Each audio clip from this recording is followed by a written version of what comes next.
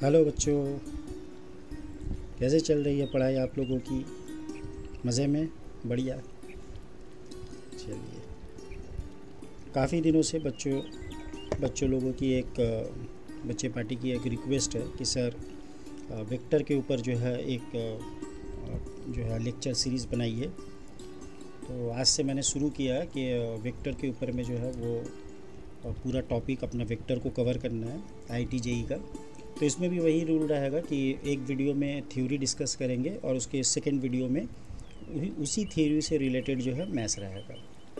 तो आज का अपना जो है ये लेक्चर 1 पे जो कवर करने जा रहे हैं, ये असल में वेक्टर और स्केलर, बस ये दो टर्म के ऊपर में ये पहला लेक्चर्स है।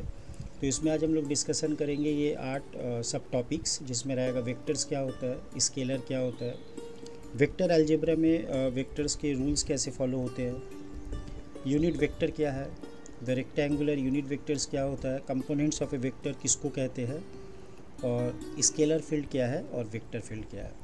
तो ये हो गया अपना लेक्चर 1 का थ्योरेटिकल पार्ट। सेकेंड लेक्चर में इसी टॉपिक के ऊपर में ढेरों सारा प्रॉब्लम हम लोग सॉल्व करेंगे जो JEIT से रिलेटेड हो। तो चलिए, समय को नष्ट ना करते हुए आगे बढ़ते हैं। जुड़े रहे मैथ्स एकेडमी से। अपना वेबसाइट जो है वो ट्यूसडे तक लॉन्च हो जाएगा। एवरीथिंग आपको वहाँ पर फ्री ऑफ कॉस्ट में मिलेगा। आप वहाँ पर वीडियो PDF डाउनलोड कर सकते हैं। मेरे जितने भी ऑनलाइन कोर्सेस हैं वो एब्सोल्युटली फ्री होंगे, उसमें कोई भी चार्जेस नहीं होगा। DPP शीट्स वगैरह सारा चीज़ एब्सोल्युटली आपको फ्री मिलेंगे, ठीक है ना। तो ज़्यादा से ज़्यादा बच्चों तक पहुँचाए, अपने फ्रेंड तक पहुँचाए और ज़्यादातर लोग इससे बेनिफिट उठा पाए, उनको फ़ायदा पहुँचे, ये कोशिश ज़रूर करें। तो चलिए, समय को नष्ट ना करते हुए हम लोग टॉपिक को आगे बढ़ाते हैं। तो बहुत सारा चीज़ आप लोग को पहले से ही पता होता है, क्योंकि आप लोग ऑलरेडी फिजिक्स में इसको पढ़ चुके हैं। तो जहाँ पर इन शॉर्ट दरकार होगा वहाँ पर हम लोग शॉर्ट में ही, ब्रीफ में ही बता पाएंगे, ठीक है ना। तो पहला जो कॉन्सेप्ट आता है यहाँ पर वो होता है वेक्टर क्या है।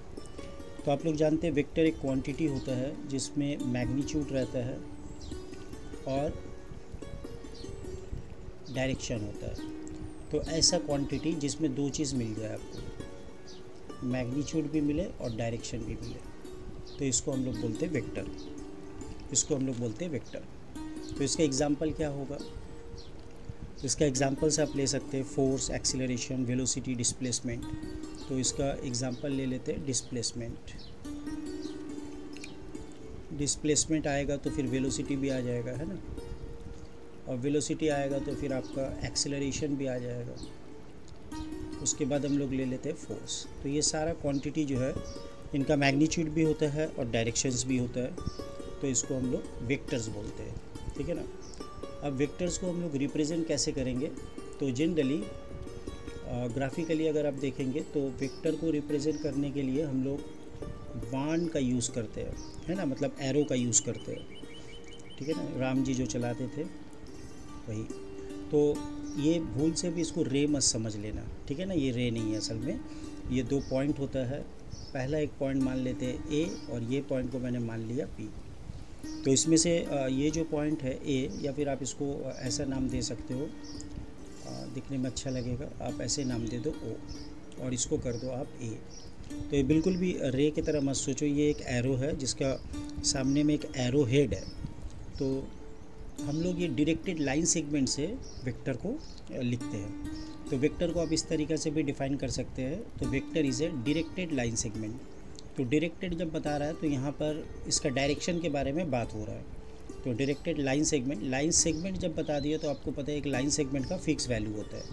तो आप वेक्टर को इस तरीके से भी डिफ़ाइन कर सकते हैं कि वेक्टर को डायरेक्टेड लाइन सेगमेंट हम लोग बोल सकते हैं। तो यहाँ पर जहाँ से वेक्टर स्टार्ट होता है, जैसा कि ये पॉइंट O जो है, इसको हम लोग बोलेंगे इनिशियल पॉइंट। क्या पॉइंट बोलेंगे? Initial point. अच्छा, बहुत सारा इसको जो है टेल भी लिखता है, टेल, दुमची। इनिशियल पॉइंट इसको बोलेंगे, या फिर आप इसको ओरिजिन भी बोल सकते हो, ठीक है ना। और ये वाला जो पॉइंट आता है इसको हम लोग बोलते हैं टर्मिनल पॉइंट, जहाँ पर वेक्टर जाके रुका है, या फिर टर्मिनस भी बोल सकते हैं। तो इसको हम लोग बोलते हैं टर्मिनल पॉइंट। ये है आपका टर्मिनल पॉइंट, या फिर इसको आप बोल सकते हो टर्मिनस,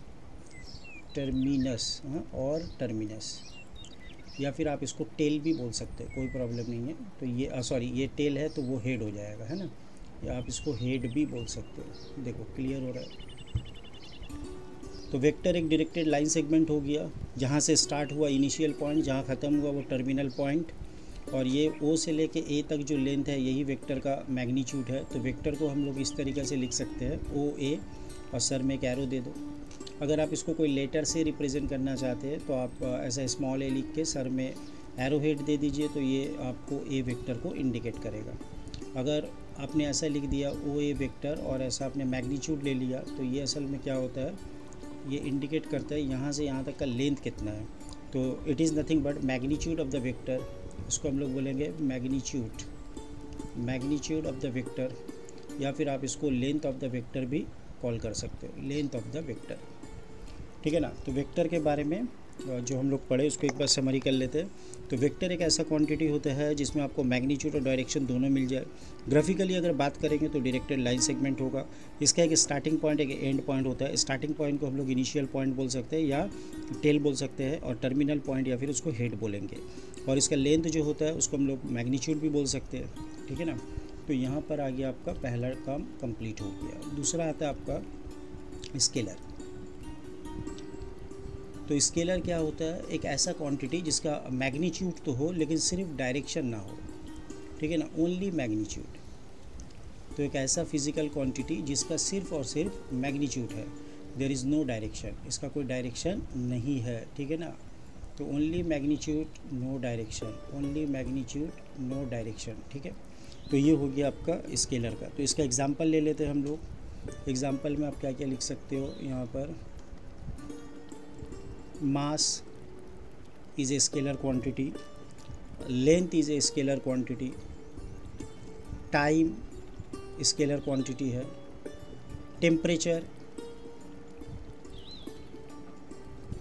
temperature scalar quantity हुआ, और any real number। यहाँ पर भाई कॉम्प्लेक्स नंबर मत लिख देना, क्योंकि कॉम्प्लेक्स नंबर को भी हम लोग जो है वेक्टर की तरह ट्रीट करते हैं। कॉम्प्लेक्स नंबर भी जो है वो वन टाइप ऑफ वेक्टर की तरह यूज़ होता है। एनी रियल नंबर, तो आप यहाँ पर रियल नंबर लिखो, कोई प्रॉब्लम नहीं है, ठीक है ना। तो अपना 2 नंबर पॉइंट भी हम लोग यहाँ पर डिस्कस किए। तो स्केलर यहाँ पर थ्रू आउट द सिलेबस में या वेक्टर में जब भी आपने यहाँ पर स्केलर पढ़ना है तो याद रखना आपको, they are talking about the real number, वो आपसे रियल नंबर के बारे में बात कर रहे हैं, ठीक है ना। 3 नंबर पॉइंट में आ जाते हैं वेक्टर अलजेब्रा। वेक्टर अलजेब्रा, तो अलजेब्रा में जो प्रॉपर्टीज़ वगैरह यूज़ होता है, वेक्टर भी जो है ये अलजेब्रा का प्रॉपर्टीज़, सारे प्रॉपर्टीज़ तो नहीं, बहुत सारे प्रॉपर्टीज़ को फॉलो करते हैं। तो ये जो बहुत सारे प्रॉपर्टीज़ को फॉलो करते हैं इसको हम लोग 1 बाय 1 जानने की कोशिश करेंगे।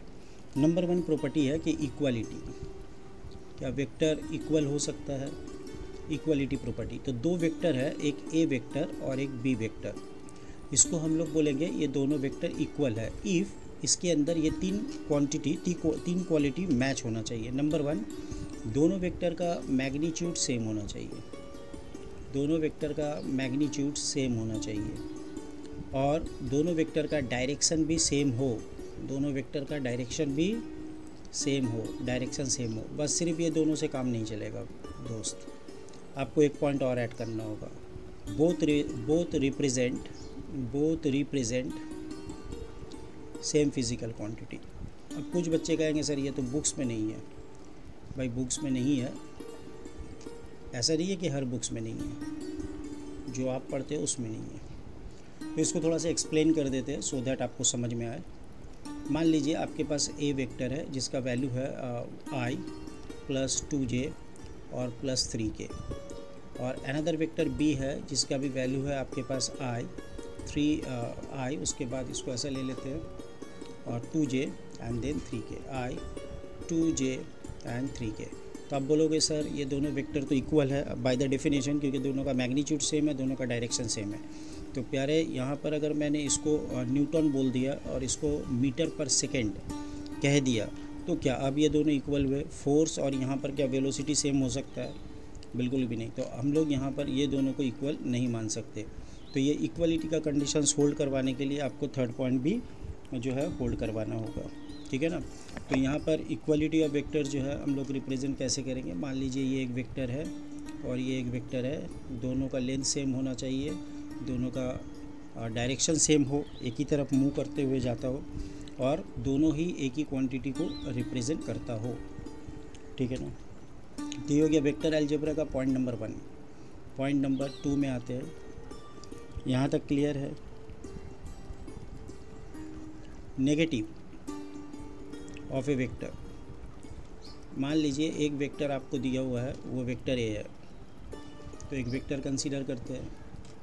ये मान लीजिए वेक्टर ए है, इसका इनिशियल पॉइंट ओ लेते हैं और टर्मिनल पॉइंट जो है वो ए ले लेते हैं। अब ऐसा भी एक वेक्टर हम लोग क्रिएट कर सकते हैं जो इसका पैरेलल हो लेकिन डायरेक्शन उल्टा हो, मतलब ये आपका ए पॉइंट हो और ये ओ पॉइंट हो।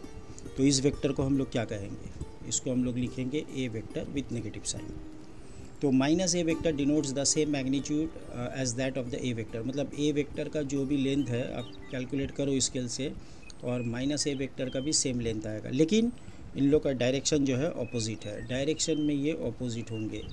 तो ऐसे वेक्टर को हम लोग बोलेंगे negative of the given vector, opposite in direction. तो if two vector having the same magnitude but opposite in direction then we call them one vector is the negative of the other vector. एक vector को हम लोग दूसरे vector का negative मानेंगे। क्या यहाँ तक क्लियर है? तो चलिए फिर थर्ड पॉइंट की तरफ मूव करते हैं। थर्ड पॉइंट जो है यहाँ पर ये है आपका sum of two vectors, sum of A vectors and B vector. मान लीजिए दो वेक्टर गिवन है और आपको बोल रहा है आप ऐड करके दिखाओ, कैसे ऐड करोगे। तो ये एक वेक्टर है ए, यहाँ पर है, और यहाँ पर एक वेक्टर है ऐसे दे दिया आपको बी, और बोला ये दोनों को आप ऐड करो। तो वेक्टर का एडिशंस का नियम क्या है कि एक वेक्टर जो है उसका टेल और दूसरे वेक्टर का हेड को ज्वाइन करवाना पड़ता है। तो आप एक काम करिए, ये पहले वाले वेक्टर को पैरेलली हम लोग यहाँ पर शिफ्ट करवा देते हैं, इसको पैरेलली यहाँ पर शिफ्ट करवाते हैं। तो पहला वेक्टर को पैरेलली शिफ्ट करवाएंगे, वो कुछ ऐसा आएगा, क्लियर हो रहा है। और दूसरे वेक्टर को भी पैरेलली शिफ्ट करवाते हैं, इसको भी पैरेलली शिफ्ट करवाते हैं, ठीक है ना। और पहले वाले को और थोड़ा शिफ्ट करवाते हैं सो दैट एक का टेल और एक का हेड मैच कर जाए। तो यहाँ पर क्या करना है कि ये तो नहीं चाहिए, इसको हटाओ। चाहिए कि आपने को यहाँ पर ये 1 मिनट, यहाँ पर अपने पास एक टूल है, इसको यूज़ कर लेते हैं। ये कलर क्या हो गया भाई, अपने को चाहिए सादा कलर, ठीक है ना, ये चाहिए अपने को। चलो भाई इसको हटाओ। तो ये अपना एक वेक्टर आया और वहाँ से जो है पैरेलल वेक्टर बी का पैरेलल में एक वेक्टर ड्रॉ करते हैं लाइक दिस वन। तो बी के पैरेलल में एक वेक्टर यहाँ से निकाले। तो यहाँ पर क्या देख रहे हैं बंधु आप कि एक वेक्टर का जो है बी वेक्टर का जो टेल है, बी वेक्टर का जो टेल है और ए वेक्टर का जो हेड है। तो ए वेक्टर का पहला वाला वेक्टर का हेड और दूसरे वाला वेक्टर का टेल, ये दोनों को एक साथ रखना है।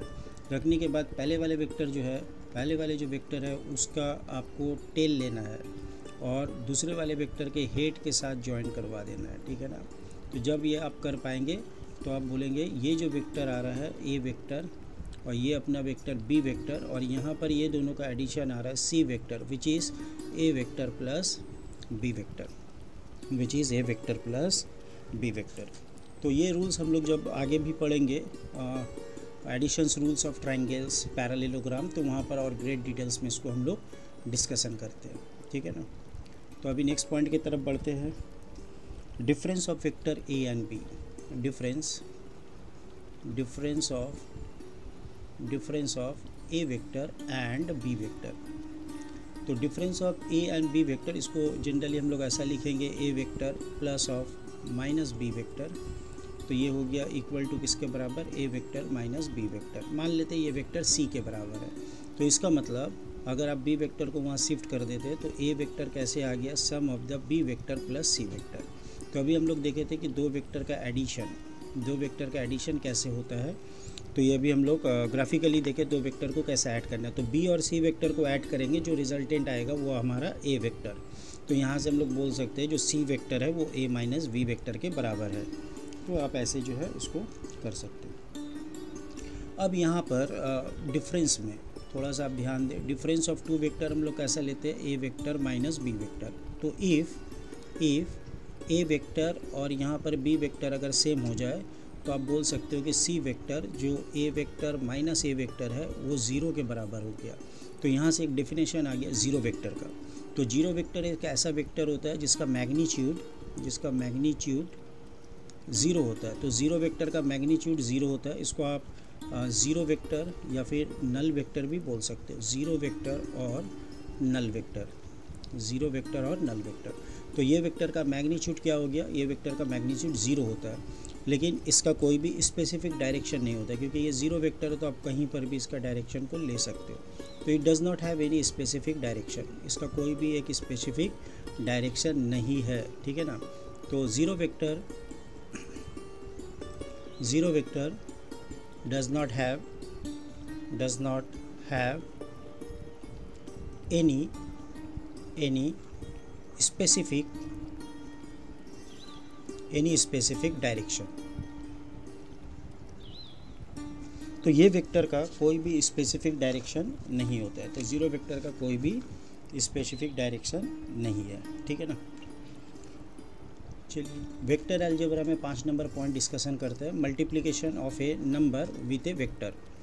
तो मल्टीप्लिकेशन यहाँ पर डिस्कशन करते हैं। मल्टीप्लिकेशन किसी भी वेक्टर को हम लोग मल्टीप्लाई कर सकते हैं नंबर से। Multiplication with scalar. तो मान लीजिए ये एक वेक्टर है, इसको पहले थोड़ा सा आपको डायग्राम में बताया कि ये एक वेक्टर ए है, ये इसका इनिशियल पॉइंट है ओ और इसका टर्मिनल पॉइंट है ए। ये वेक्टर को ए से लिखते हैं। अब एम इंटू ए ये आपको एक वेक्टर ही देगा। तो किसी भी नंबर से रियल नंबर से अगर आप एक वेक्टर को मल्टीप्लाई करते हैं तो आपके पास जनरेट होता है अनदर वेक्टर, ठीक है ना। अब ये वेक्टर का एक चीज़ आपको देखना है कि डायरेक्शन कहाँ होगा। तो ये वेक्टर का डायरेक्शन जो है, न्यू वेक्टर आपके पास आ रहा है तो इसका डायरेक्शन जो है सेम डायरेक्शन होगा। अगर तो डायरेक्शन इज सेम, इसका direction same as A vector का डायरेक्शन की तरह होगा। इफ़ आपका मल्टीप्लायर पॉजिटिव होना चाहिए। और यहाँ पर अगर डायरेक्शन जो है ऑपोजिट हो जाएगा तो direction is opposite of the direction of A vector. If अगर आपका एम जो है लेसर देन ज़ीरो है। तो अब एक क्वेश्चन आएगा कि सर अगर एम ज़ीरो के बराबर हो गया तो क्या होगा। अगर एम ज़ीरो के बराबर है तो zero into A vector is equal to the A vector, और ए वेक्टर का no specific direction, zero vector का नो स्पेसिफिक डायरेक्शन। तो इसका कोई भी स्पेसिफिक डायरेक्शन नहीं होगा। तो आपको ध्यान रखना है जब भी आप कोई रियल नंबर से किसी वेक्टर को मल्टीप्लाई करते हैं तो वो वेक्टर का मैग्नीट्यूड और डायरेक्शन में चेंजेस आता है। तो डायरेक्शन सेम रहेगा। अगर आपने पॉजिटिव नंबर से मल्टीप्लाई किया डायरेक्शन उल्टा हो जाएगा, पलटी मार देगा अगर आपका मल्टीप्लायर नेगेटिव है, और कोई भी डायरेक्शन आपको मिलेगा नहीं अगर आपका जिस नंबर से मल्टीप्लाई कर रहे हैं वो अगर ज़ीरो है। तो अब बात करते हैं हम लोग मैग्नीट्यूड का। तो यहाँ पर मैग्नीट्यूड क्या होगा, एम ए ये जो वेक्टर है इसका मैग्नीट्यूड क्या होता है। इसका मैग्नीट्यूड होता है numerical value of M, that means magnitude of M into magnitude of A का जो भी मैग्नीट्यूड है उससे आपको मल्टीप्लाई कर देना है एम को, मैग्नीट्यूड ऑफ ए वेक्टर। तो थोड़ा सा इसको समझाते हैं। डायग्राम में देखते हैं कि मान लीजिए ये आपका ए वेक्टर है, आपको इस वेक्टर का आधा वेक्टर चाहिए तो आप कैसे लिखेंगे, दिस वन। तो ये हो जाएगा ए वेक्टर, आपका एम यहाँ पर हाफ आ गया। आपको इसी वेक्टर का उल्टा वेक्टर चाहिए तो आप कैसे लिखेंगे, माइनस हाफ ए वेक्टर। मान लीजिए आपको इसी वेक्टर का डबल वेक्टर चाहिए सेम डायरेक्शन में, तो ये डबल हो गया। और आपने क्या किया, इस टाइम में आपका मल्टीप्लायर जो है वो 2 है। तो magnitude of the resultant vector multiply करने के बाद जो आपके पास वेक्टर आ रहा है उसका magnitude is equal to the magnitude of M multiply with the magnitude of the original vector. Original vector को जो है उसको अगर आप मल्टीप्लाई कर देंगे तो आपका मैग्नीट्यूड आ जाएगा। नाउ नेक्स्ट आता है, यहाँ पर एक चीज़ आप ध्यान दे के देखें कि यहाँ पर एक रिज़ल्ट ज़ीरो भी आया था। तो ये जो जीरो वेक्टर होता है इसको हम लोग बोलते हैं ज़ीरो वेक्टर का तो कोई स्पेसिफिक डायरेक्शन नहीं होता है। तो अगर आपका वेक्टर ज़ीरो नहीं आ रहा है, नॉन ज़ीरो वेक्टर है, तो उसका एक और नाम है। तो नॉन ज़ीरो वेक्टर, इसको ध्यान रखना, non zero vector is also known as proper vector, also known as proper vector. तो कहीं पर भी क्वेश्चन में कुछ मेंशन नहीं किया हुआ है, तो अगर क्वेश्चन में आपका कुछ मेंशन नहीं किया हुआ रहता है तो आप उसको हमेशा प्रॉपर वेक्टर ही लेंगे। क्या क्लियर है? मतलब आप उसको जीरो वेक्टर काउंट नहीं कर सकते। तो if nothing is mention about the vector in the paper और एनीवेयर, तो you have to consider that vector is the non zero vector, that means वो प्रॉपर वेक्टर ही होंगे unless until it is stated. ये हो गया अपना 5 number point. 6 में आते हैं, पॉइंट नंबर 6 को डिस्कशन करते हैं। यहाँ पर कुछ लॉज अपने को पढ़ना होगा, laws of algebra on vector. पहला लॉज है कि अगर आप दो वेक्टर को ऐड कर रहे हैं a प्लस बी वेक्टर, तो ये हमेशा होगा b प्लस ए वेक्टर के बराबर। इसके प्रूफ हम लोग as a sums next class में करने वाले हैं। तो इसको बोलते हैं commutative law of for addition, commutative law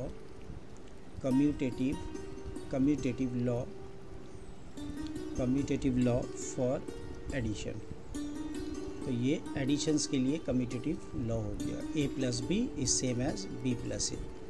एक नंबर नाम देते। 2 नंबर पॉइंट, यहाँ पर एसोसिएटिव लॉ भी होल्ड करता है, a plus B plus C. ये एसोसिएटिव लॉ, इसको भी हम लोग एज ए सम्स प्रूफ करेंगे प्रॉब्लम्स क्लास में। तो इसको हम लोग बोलेंगे associative law for addition, associative law for addition, ठीक है ना। 3 नंबर पॉइंट पे आते हैं। किसी वेक्टर को किसी नंबर से मल्टीप्लाई कर दिए, या वेक्टर को पहले लिए नंबर को बाद में लिए, कोई प्रॉब्लम नहीं है। तो ये भी आपका कम्यूटेटिव लॉ फॉर मल्टीप्लिकेशन में काउंट होगा। वहाँ पर एडिशन पढ़े थे, यहाँ पर multiplication. Commutative law for multiplication with the scalar. 4 number point, यहाँ पर भी आपको एसोसिएटिव लॉ मिल जाएंगे। M into N A which is same as M बाहर, M into N into A is equal to M N then A, ठीक है ना। तो इसको हम लोग बोलेंगे associative law for multiplication, associative law for multiplication. 5 number point, यहाँ पर हम लोग डिस्कस करते हैं डिस्ट्रीब्यूटिव लॉ।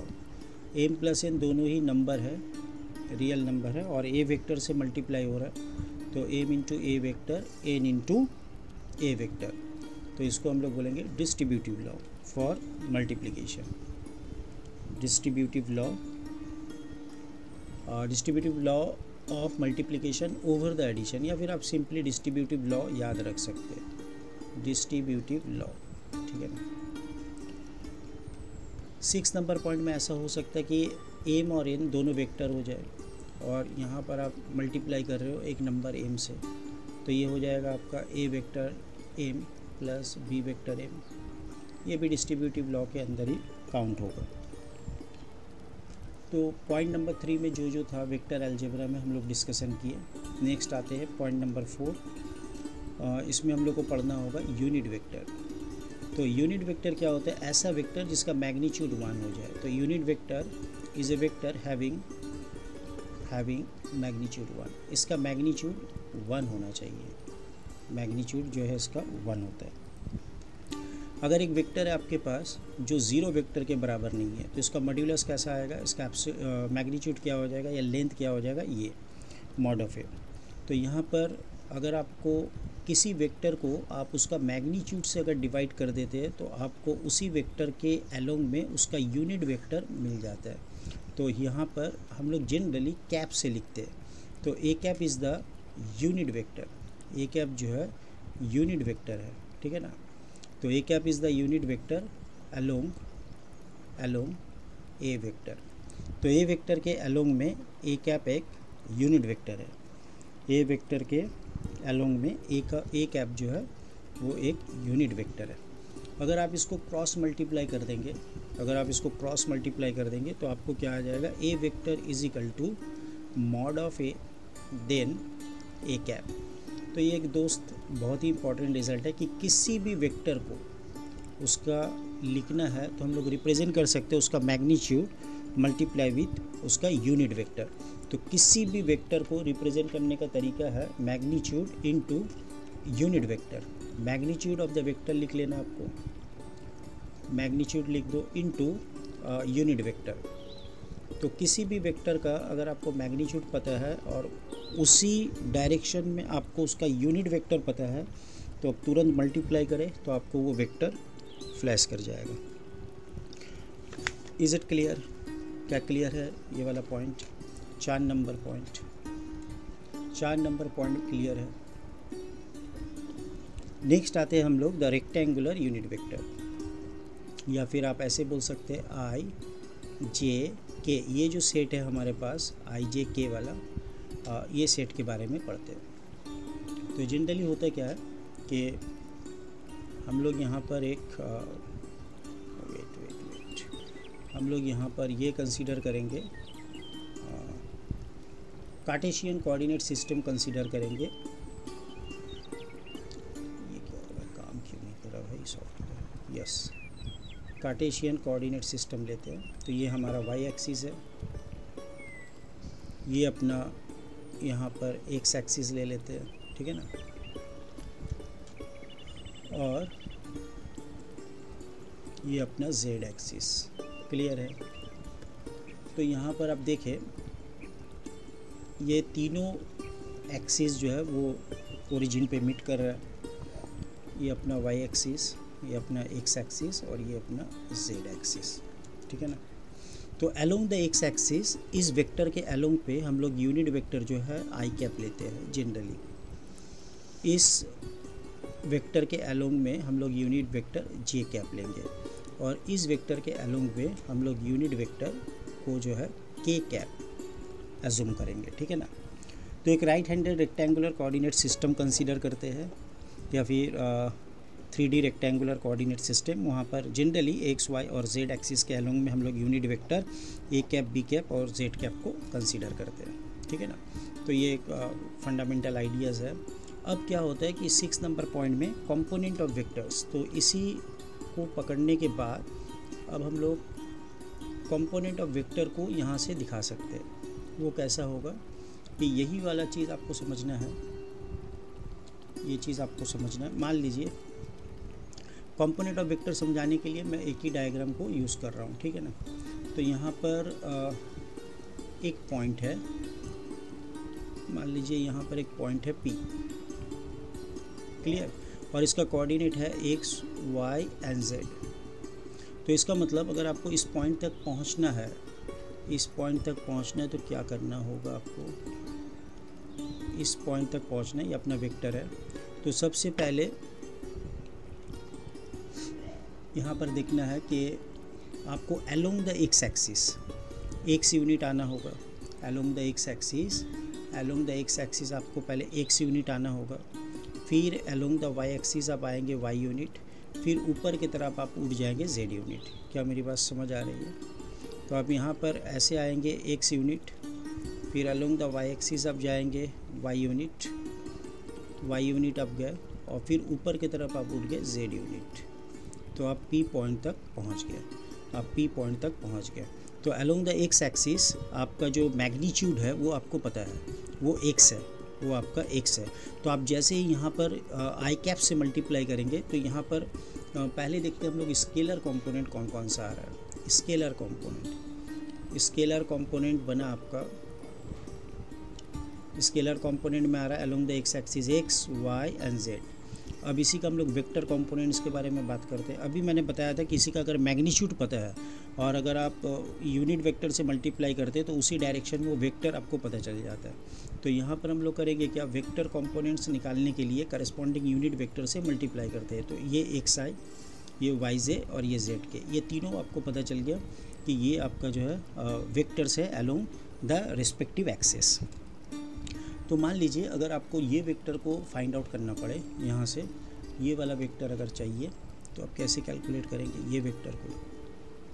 ये वेक्टर को कैलकुलेट करने का आसान सा तरीका है कि आप ऐसे जा रहे हो, ठीक है ना, फिर ऐसे आ रहे हो, तो एक का यहाँ पर हेड है और दूसरे का टेल ऐड हुआ, तो आप यहाँ से इस वेक्टर को वेरी इजीली कैलकुलेट कर सकते हो। तो इसका एक नाम दे देते हैं, मान लो एम, और इसको एन कर देते हैं। तो आप यहाँ से ओ एम वेक्टर को बहुत इजीली कैलकुलेट कर सकते हो बच्चों, एक्स आई कैप प्लस वाई जे कैप, क्योंकि आपको दोनों ही वेक्टर पता है, ठीक है ना। अब नेक्स्ट आप यहाँ पर देखो कि आपको अगर इस ट्राइंगल के ऊपर में अप्लाई करना पड़े, ट्राइंगल ओ एम पी, तो यहाँ पर ये वाला जो वेक्टर ओ एम आपको पता है, पी एम भी पता है, तो आप ये कैलकुलेट कर लो ओ पी वेक्टर। तो ओ पी वेक्टर कैसे आएगा, O M vector plus P M vector. तो यहाँ से आप लिख सकते हो एक्स आई वेक्टर, क्योंकि ओ एम का वैल्यू तो यही आया है, और पी एम का वैल्यू हम लोग लिए थे जेड के वेक्टर, जेड के कैप। तो यहाँ से आप क्या पता कर सकते हैं कि अगर स्पेस में कोई पॉइंट अगर आपको पता है, स्पेस में अगर कोई पॉइंट आपको पता है, तो आप ओरिजिन से अगर उसको ज्वाइन करते हैं तो एक वेक्टर आ जाता है, और उस वेक्टर को आप जो है उसके कंपोनेंट में ब्रेक करके लिख सकते हैं, उसके कंपोनेंट में ब्रेक करके आप उसको लिख सकते हो। तो if P be any point in the space and O be the origin, then you can write the position vector of the point P. तो वो क्या आ जाएगा, X I plus Y J plus Z K. तो ये इसका position vector है, ठीक है ना। तो ओ पी का पोजीशन वेक्टर अगर आप चाहो तो आर से भी लिख सकते हो। तो ये R vector is nothing but, position vector बोलते हैं इसको, पोजीशन वेक्टर ऑफ पी बोल सकते हो, या फिर आप बोल सकते हो रेडियस वेक्टर, रेडियस वेक्टर। तो ये पोजीशन वेक्टर का कंसेप्ट बहुत इंपॉर्टेंट है, क्योंकि एक वेक्टर जब भी हम लोग देखते हैं उसका हेड और टेल रहता है। तो जब हम लोग बात करेंगे पोजीशन वेक्टर का, हमेशा आपको याद रखना है कि उसका टेल हमेशा ओरिजिन होता है, हेड कहीं पर भी हो। तो आप कहीं पर भी स्पेस में पॉइंट लेके ओरिजिन के साथ ज्वाइन करेंगे, आपको एक एरो मिल जाएगा, तो आपको एक वेक्टर मिल गया। तो उस वेक्टर का जो टर्मिनल पॉइंट का कोऑर्डिनेट है एक्स वाई और जेड, तो वो एक्स वाई जेड को जो है हम लोग क्या बोलेंगे, वो एक्स वाई जेड को हम लोग बोलेंगे position vector of the point P, position vector of the point P. अगर ये वेक्टर है तो आप इसका मैग्नीट्यूड भी कैलकुलेट कर सकते हो। तो ये मैग्नीट्यूड कैलकुलेट करने के लिए आपको लिखना होगा ओ पी वेक्टर, और इसका magnitude is equal to X square plus Y square plus Z square, just like diagonals of a cuboid, ठीक है ना। आप यहाँ पर रिपीटेडली 2 बार पाइथागोरस अप्लाई करेंगे और सेम रिजल्ट आपको मिल जाएगा। तो उम्मीद है आपको यहाँ तक बात समझ में आ रहा है, उम्मीद है आपको यहाँ तक बात जो है समझ में आ रहा है। तो पोजीशन वेक्टर और the radius vector R of A vector starting from 0 to p is written as r vector and which is defined as xi plus yj plus zk। तो यहाँ पर कंपोनेंट ऑफ वेक्टर से हमने यहाँ पर position vector के बारे में भी बात कर लिया, ठीक है ना। तो position vector of A point क्या हो जाता है, ये आपको याद रखना है। तो पोजीशन वेक्टर आपको पाने के लिए उस पॉइंट को आपको ऐड करना होगा ओरिजिन के साथ, तो एक वेक्टर क्रिएट होगा, उसी वेक्टर को हम लोग बोलेंगे position vector of the point P. Next point की तरफ मूव करते हैं बच्चों। तो यहाँ पर 6 नंबर पॉइंट तक डिस्कशन कर लिया हमने। नेक्स्ट मूव करते हैं 7 नंबर पॉइंट की तरफ। यहाँ पर जानना है स्केलर फील्ड,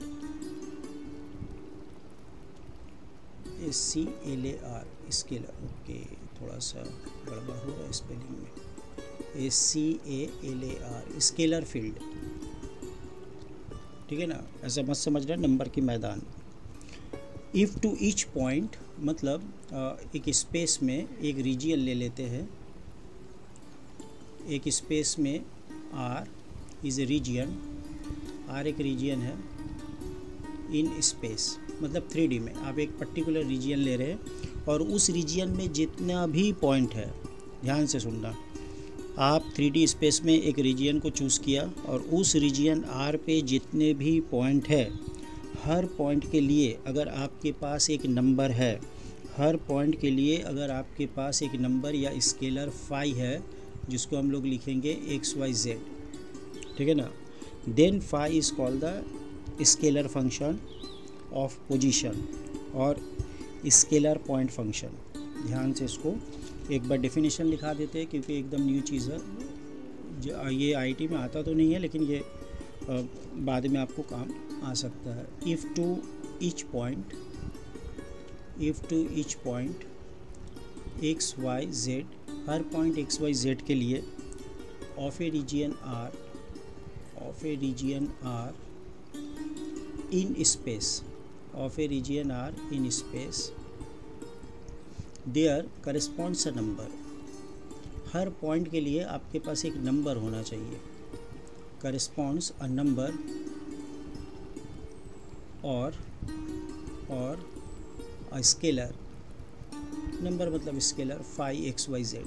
तो एक्स वाई जेड के लिए आपके पास है phi X Y Z, x1 y1 z1 के लिए आपको फिर another number phi x1 y1 z1 मिल जाएगा, ऐसे करके। Then phi is called phi को हम लोग बोलेंगे is called a scalar function, scalar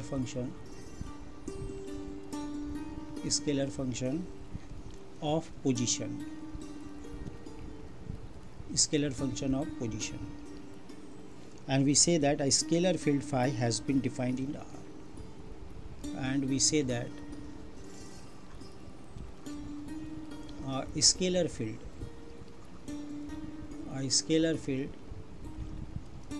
phi has been defined in R,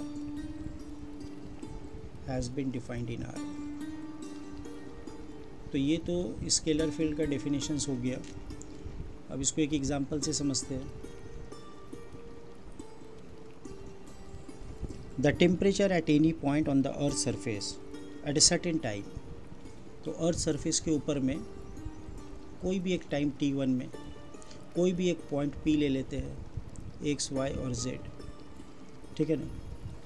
तो हम लोग पहले से जानते हैं कि टेम्परेचर एक स्केलर क्वांटिटी होता है। तो temperature at any point on the earth surface at a certain, यहाँ पर अर्थ सरफेस जो ये आर की तरह काम कर रहा है, ये आपका अर्थ सरफेस जो है ये आर की तरह काम कर रहा है, अर्थ सरफेस, ठीक है ना। और यहाँ पर पोजीशन आप कहीं पर भी अर्थ के ऊपर में कंसीडर कर लीजिए।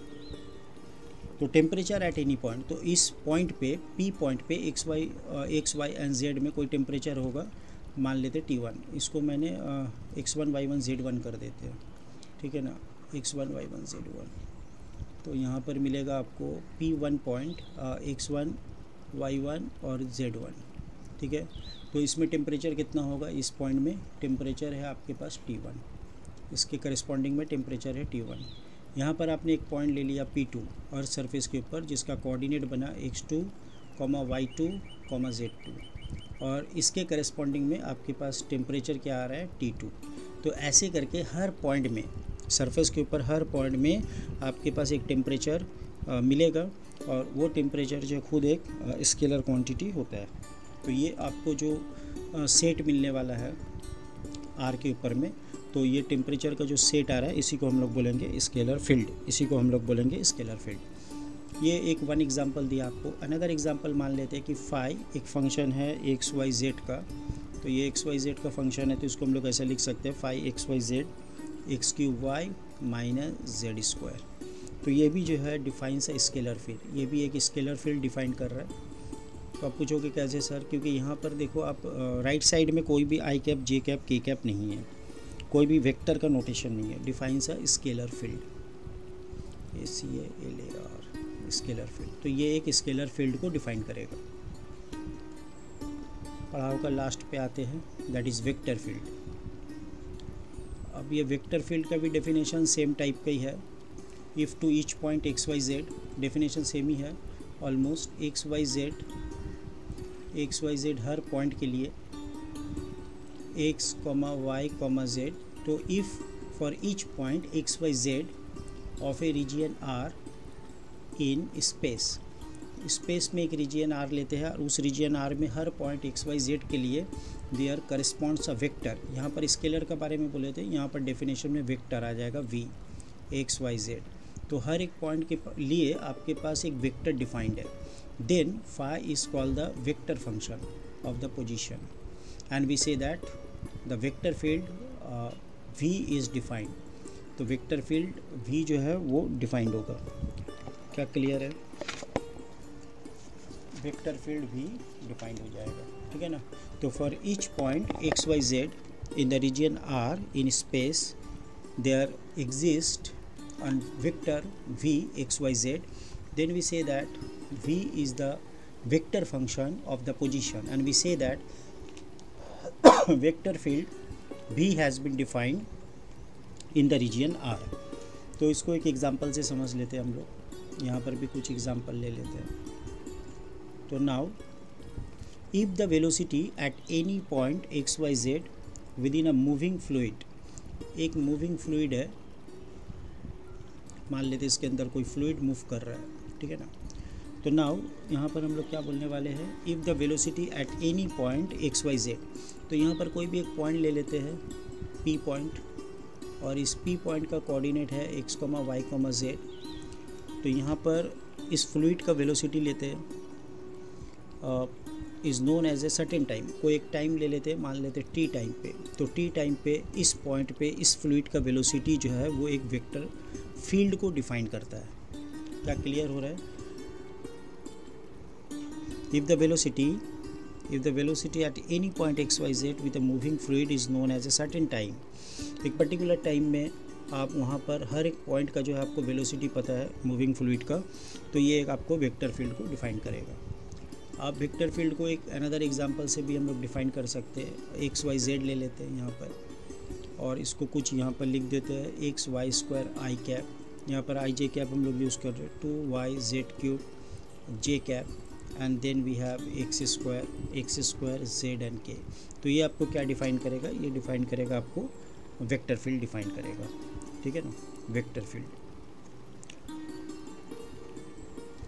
अब यहाँ पर स्टेशनरी एक वर्ड आता है, stationary scalar field, stationary scalar और स्टेशनरी वेक्टर फील्ड. इसका मतलब क्या होता है कि ये दोनों फील्ड अगर इंडिपेंडेंट ऑफ टाइम हो जाए, टाइम के ऊपर डिपेंड ना करे, इंडिपेंडेंट ऑफ टाइम. तो स्टेशनरी स्केलर फील्ड क्या होगा, if a scalar field independent of time then it is known as the stationary scalar field. और स्टेशनरी वेक्टर फील्ड क्या होगा, if the vector field is independent of time. तो अगर time के ऊपर independent है then we say that they are stationary scalar field और vector field. तो independent of time, independent of time, independent of time. तो if the vector field is independent of time then we call that it is stationary vector field. If the scalar field is independent of time then we say that it is stationary scalar field. तो आज के इस video lectures में हम लोग क्या क्या जो है डिस्क्राइब किए हैं या क्या क्या पढ़े, इसको एक बार देख लेते हैं. वेक्टर क्या है, स्केलर क्या है, वेक्टर अलजेब्रा क्या है. उसमें हम लोग पढ़ा equality of vectors, negative of A vector, sum of A and B, difference of A and B, scalar product, unit vector, rectangular unit vectors, components of vector and scalar field as well as vector field. Next video में अपना target है इसी के ऊपर में sums बनाने का. तो बहुत सारा सम्स करते हैं नेक्स्ट लेक्चर में. तो होप आप लोग ऐसे ही वेक्टर के साथ जुड़े रहे मैथ्स एकेडमी के साथ और इन्जॉय करते रहें. ओके बाय, मिलते हैं नेक्स्ट वीडियो में, तब तक के लिए बाय.